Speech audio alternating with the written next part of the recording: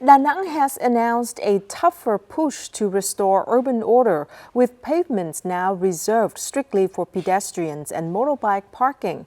While clearing pavements may be straightforward, the bigger challenge lies in protecting the livelihoods of thousands of households who depend on them to make a living. At Hard Market, one of the city's busiest tourist hotspots, encroachment onto pavements remains widespread. Pedestrians are often forced to weave through obstacles or even step into the road amid heavy traffic. A similar situation can be seen along Choti Bingte Street, where large advertising signs take up nearly the entire pavement, leaving little to no space for walking.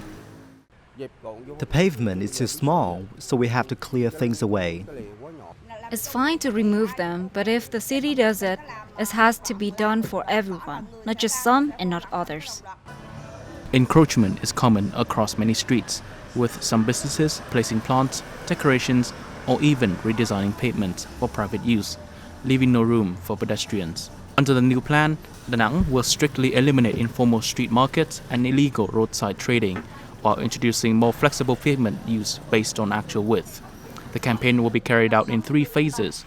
From now until the end of March, authorities will focus on public awareness and encourage voluntary compliance.